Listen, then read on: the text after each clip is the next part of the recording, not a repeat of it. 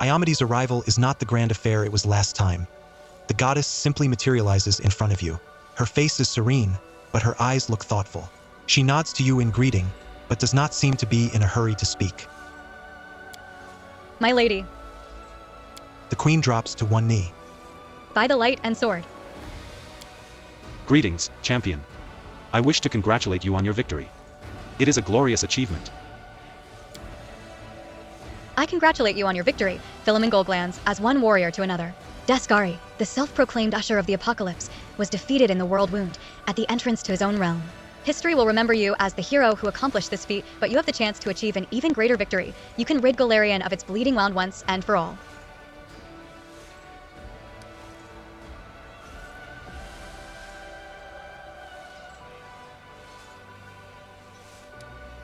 I do not seek glory. I simply wanted to protect my friends, and all of Golarion, from Deskari's invasion. You have answered admirably, but you cannot escape glory, and it can be a heavy burden to bear, even for those who have not accepted the gift of power from the Abyss. The last time we met, I tried to make you doubt the nature of your power. I wanted you to ask yourself where your road was leading you, and who benefited the most from your victories. However, you did not heed my words. Iomedae pauses, as if waiting for an answer.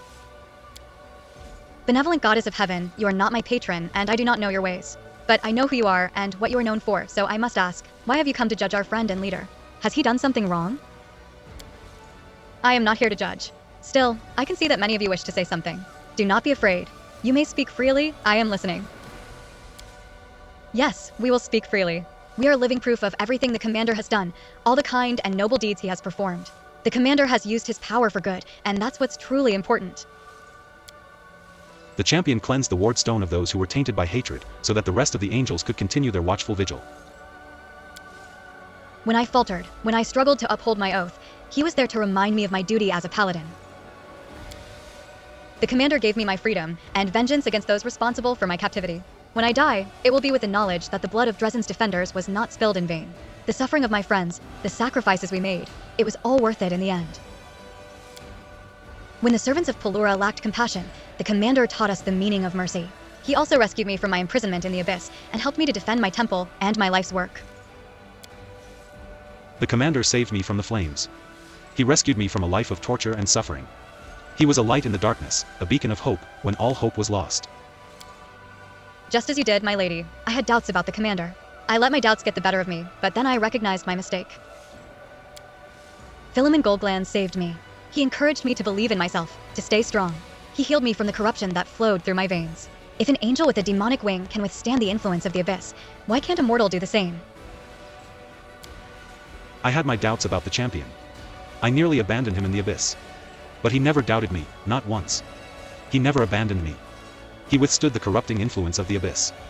He refused to succumb to its power, and resisted the schemes of its cunning demon lords. I, the general of the angelic host, would not be standing here today if it were not for Philemon Goldglands. I understand. To your surprise, the goddess smiles.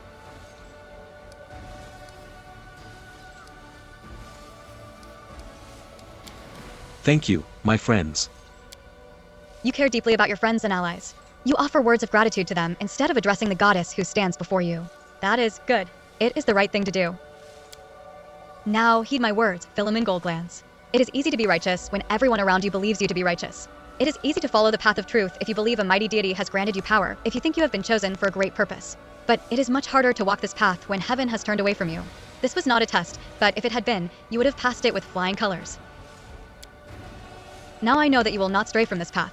You will not be swayed from your convictions, not even if a higher power expresses their disapproval. I see now that you do not need anyone else to tell you what is right and wrong.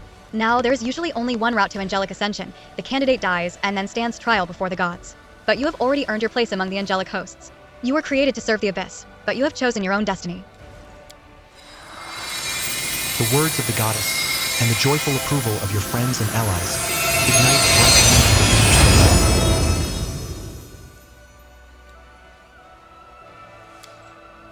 It's the perfect fairy tale ending of an excruciatingly boring story. I feel like I'm living in one of those cautionary tales that priests recite to torment the youth and indoctrinate them in moral values. Gah, my eyes, when I went looking for a holy sword down in the caves, I had no idea that I would someday see its light materialized into a living being. I wholeheartedly congratulate you, boy. And now I need 3 feathers from your right wing and 2 from your left. I would also like to measure the luminosity of your halo.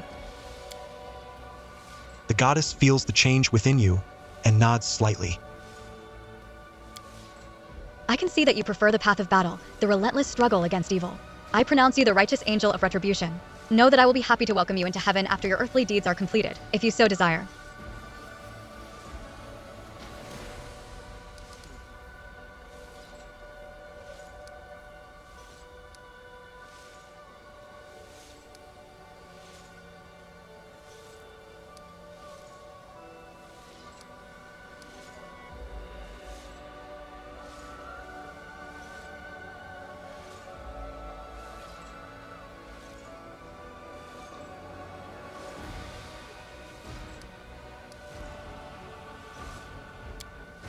I understand. Now, I will bid you farewell. Your final battle awaits, the battle for all of Golarion, against the World Wound and the Abyss. You have everything you need to win this fight. Go with my blessing. May your efforts be successful. I will also bid you farewell, champion. But I hope that someday, we'll stand side by side once more, shoulder to shoulder, and wing to wing.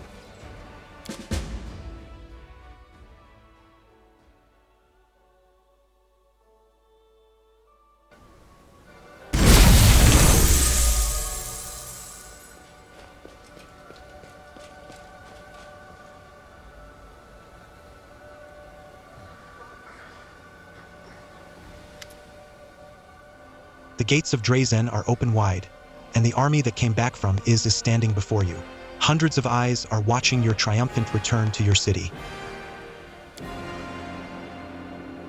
Once in a while, you spot a flash of white feathers or a shining nimbus among the simple garb of the townsfolk and the dull gleam of the crusaders' armor. Angels stand on the cobblestones of Drezen shoulder to shoulder with mortals, just like in the days of the First Crusade. When the crusaders who have returned from is catch sight of them, they exchange astonished whispers. The Crusaders of Mendev watch you and your followers with hope and reverence. They greet you with welcoming shouts and enthusiastic salutes. Welcome. I see you have returned. You once again saved me from death, and our army from inglorious defeat. I may have been the one to call this crusade, but it was you who became its very soul and chief strategist of the entire campaign. All hail the commander! Long live our hero! You are too kind. Not at all. You and your efforts are the only reason this crusade has not ended in failure like all the others. But now the crusade must face Threshold.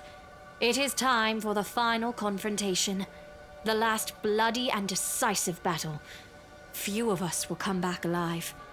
Give us all a few words before you lead us on what is to be our final push. Once you are finished with your speech, please come and see me. I'd like to speak with you in private. A multitude of eyes is watching you, with hope and pride, in silent expectation.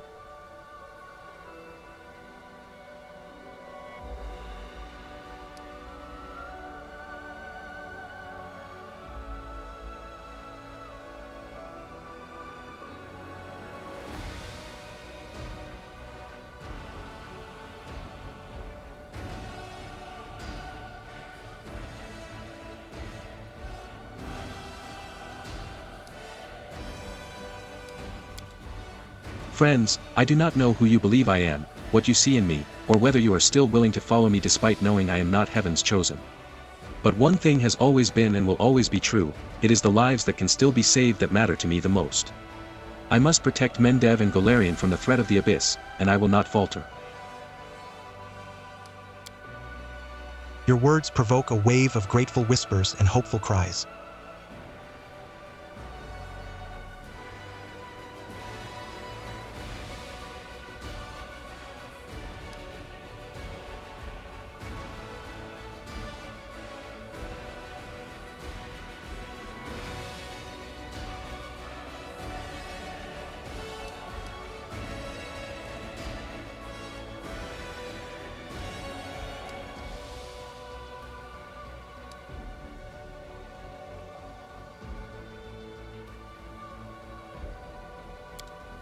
It will be an honor for me to fight alongside you. But I have to say the Threshold campaign will be my last venture as your commander. We'll finish our task, rid the world of the wound, and then sheath our swords and go back to a life of peace, where I will pursue a different path. The people's eyes seem to glow with sudden warmth. They are clearly touched by the reminder that there will be life after the war.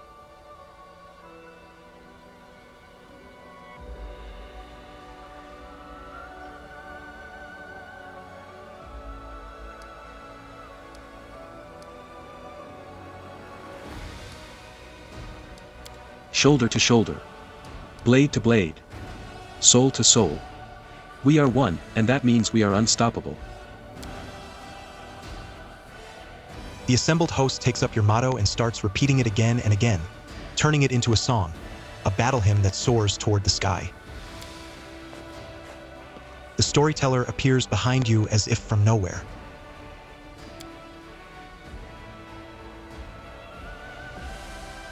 The gray-haired elf was quietly nodding in time with your words, but now he looks like he has just woken up from a deep sleep. Could Arela Vorlesh have known who you would become? She claimed you as her creation, she infused you with blood essence taken from the dead lords of the abyss, but you have soared above the world on angel's wings. There is great power inside you, Commander. The power of justice. The power of duty. The power of retribution. You have become a holy flame that devours fiends, and the Crusaders follow your light. And in their hearts, the same furious flame is burning brightly.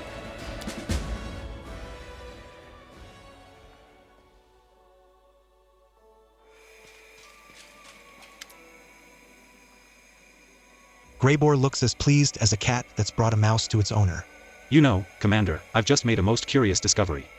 I have a habit of walking around the fortress every once in a while, to make sure it is secure. I keep an eye out for any weak spots or vulnerabilities. Well, on my last security check, I decided to inspect the warden's keys. And I found something on one of them. Greybor produces a tiny ball of some yellowish substance. Wax. The servants complained that this key had been sticking recently, and no wonder. Someone took a wax mold of this key, but they didn't remove all of the wax. Some of it probably got into the lock. But guess which door this key opens? I'll give you a hint. There's only one other copy of this key, and it's hanging from your belt, because it's the key to your personal chambers. It seems that someone wanted to get inside without permission.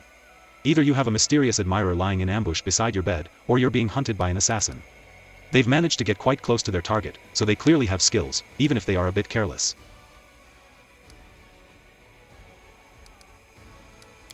What makes you so sure that we're dealing with an assassin? I did briefly consider the possibility that it could be a thieving servant. However, I doubt anyone in Drezen would be brave enough to rob you. The only other explanation is that someone wants you dead. Wax, a lock, my death, what are you talking about, Greybor? It's simple.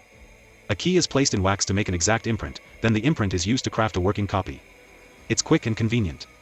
Most importantly, no one will notice that the key is missing because it only takes a few moments to make the imprint.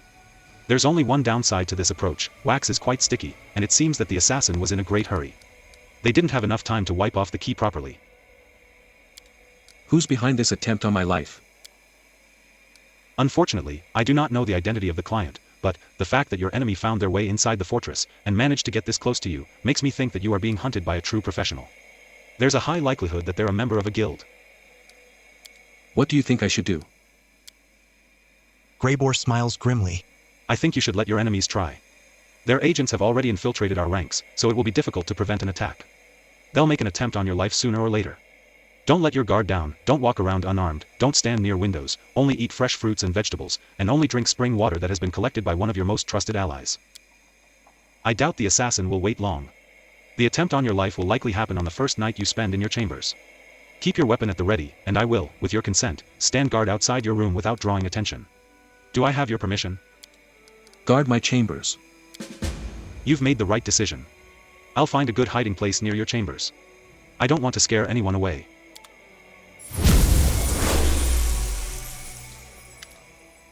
Elon looks calm, but determined.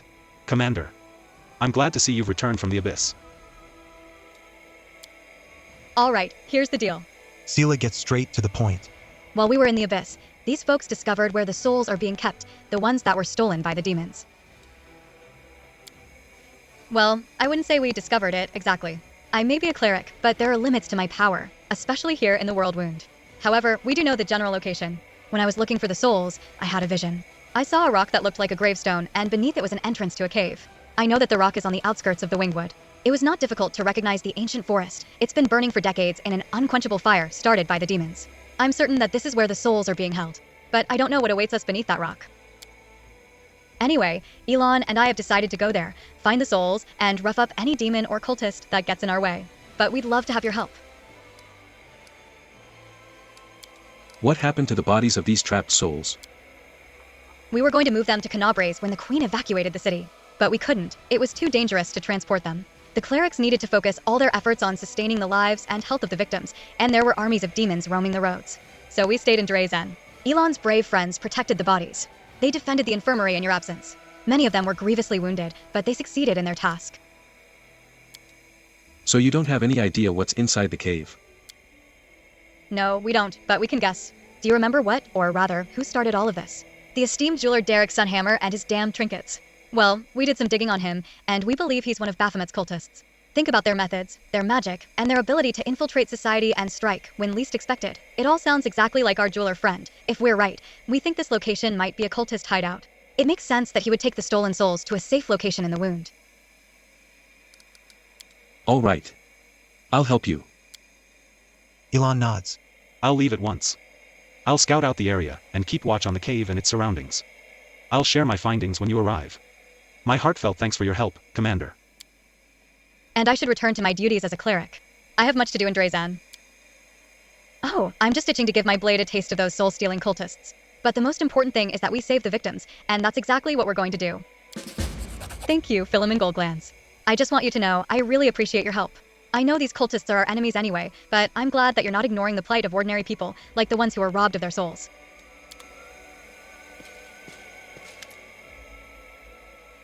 A figure approaches you, but it takes you a moment to recognize who it is. Janna, the ill-fated deserter from the Eagle Watch. She looks very different from the last time you saw her.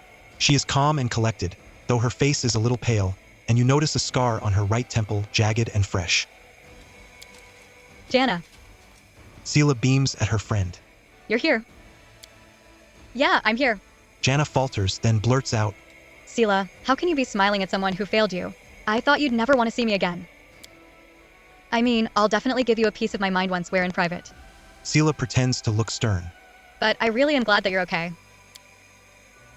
Sela's words bring a small smile to Janna's lips. Then the former deserter turns to you. Well, let me tell you why I'm here. I have business with you, or rather, a request. Commander, Janna hesitates, then continues resolutely. I know about the stolen souls. I want to help you search for them. I've come to ask if you will let me join you and Sela on this mission. Please, give me another chance. We'll discuss that in a moment. First, I want to know how you ended up in Drezen. There's not much to tell. As I'm sure you remember, you chose not to punish me. You allowed me to go free. So I went to Canabres. I figured I'd forget all about the Crusades, have a fresh start, but it didn't work out. I heard the news about you and Sela, that you had descended into the abyss. And, well, I couldn't stop thinking about everything I had left behind. As soon as I caught wind of your return, I hightailed it to Drezen as fast as I could. But when I got here, I just couldn't find the courage to approach you, so I waited outside the Citadel until I saw Elon and Sela. I knew you must be planning something together. And that's when I realized this was my chance to make amends. I might never get another opportunity to prove myself. So I came to see you. That's why I'm here. Why do you want to join us? Because I can't stand by and do nothing. Janna exclaims vehemently. This entire story began with us, with our League of the Inspiring Cart. Then I got cold feet and abandoned you, and then you saved me in the Molten Scar. If I don't help you now, I'll feel like I've been written out of my own life story.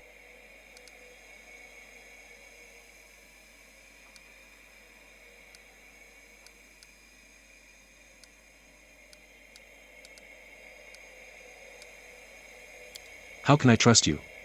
How do I know that you've changed? The last time we fought demons together, you ran away. You abandoned us, and you deserted your unit. People can change. Sela says quietly. All I have is my word. Janna meets your gaze resolutely. My word and my desire to redeem myself. But it's your decision. Very well. I'll give you a chance to redeem yourself. Go with Elon and help him. We'll meet you there. Really?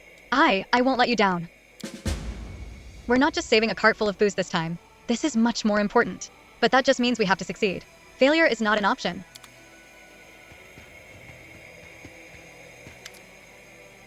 Commander, good day to you and all that.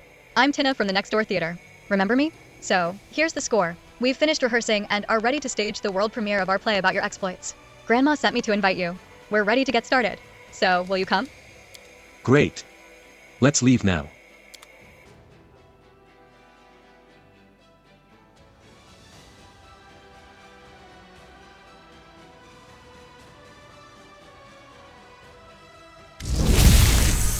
Grandma Gretlin's smile shines with pride and happiness.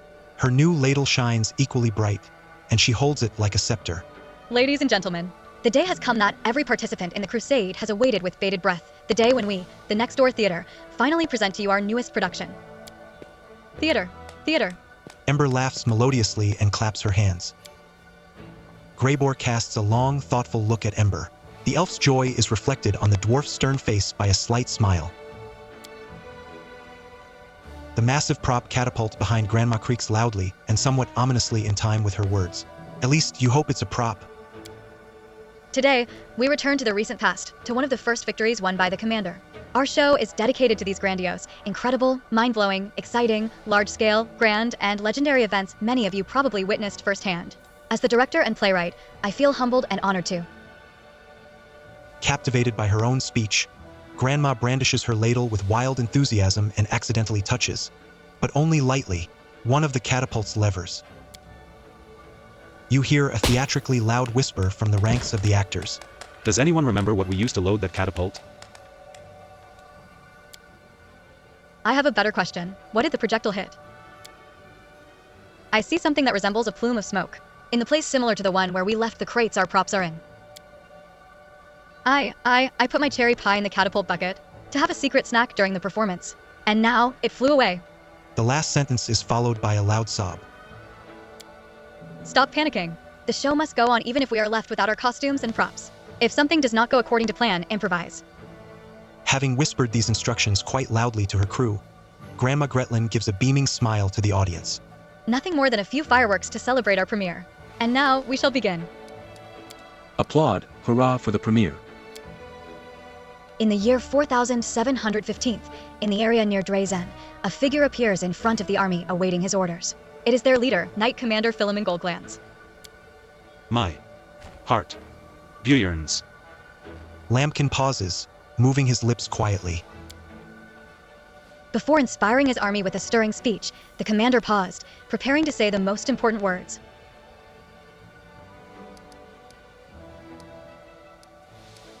Prompt, courage. My heart burns with courage. Courage. The delighted Lambkin says proudly, and, feeling inspired, goes on almost without hesitation. We will never give up. Onward, my warriors. The commander's speech was certainly inspiring, but he understood it wasn't enough in the face of the upcoming dangers. He needed to describe the goal to the army and give real hope to the soldiers. And so the commander exclaimed. Grandma throws the encouraging glance at Lambkin, and Lambkin throws a pleading glance at you.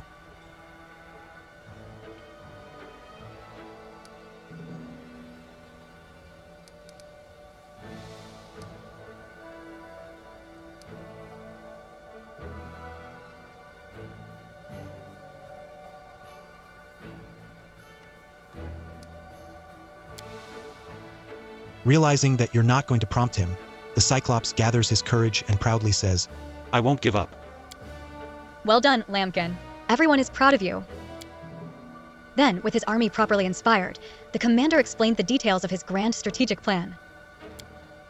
As we all know, the commander planned to disperse the enemy's legions by charging them on the back of a huge, formidable mountain goat. Grandma pauses and glances askance at the quite ordinary pony standing near the edge of the stage. A huge, but miniature mountain goat of a rare pony-like breed. Are we completely sure Pretzel is up to the task? I haven't been to any of his rehearsals, but he definitely doesn't look like he's ready to ride down demonic legions. Not to worry. Our esteemed sound master is backstage and will lure Pretzel with a carrot. Our pony can move as fast as a hurricane for a carrot. He would charge a bailer if any bailer were foolish enough to stand between Pretzel and his carrot. It seems to me that something has gone wrong. Do you know how many ponies I had to audition for this role? An entire herd. This was the only one that was any good. He did this trick perfectly during the rehearsals. I don't know why he decided to dig in his heels now. Oh, Pretzel, how you've let me down. And now that all of you have witnessed the most spectacular, dramatic, and impressive culmination of our play, let us return to reality for a moment to welcome the person whom we are all gathered here to celebrate, the Commander. After all, this was one of his earliest adventures.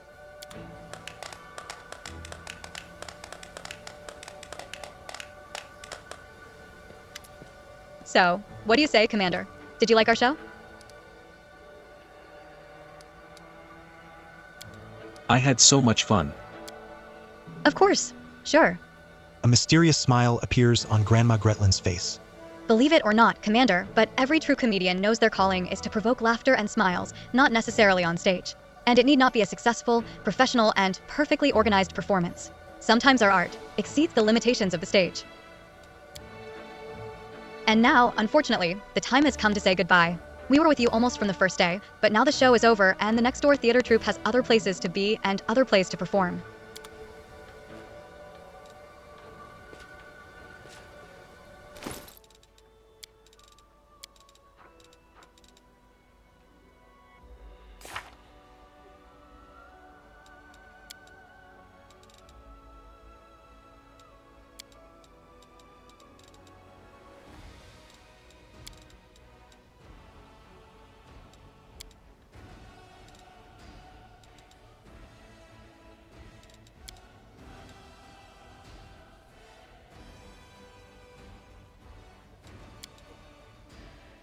What a deviously ironic twist of fate. The one who has the light of heaven inside him has been rejected by the goddess whose chosen one he was considered to be.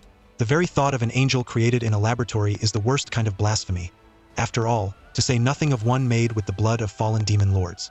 So what will the self-proclaimed angel do, now that he has refused to renounce that which the goddess expressly denied him?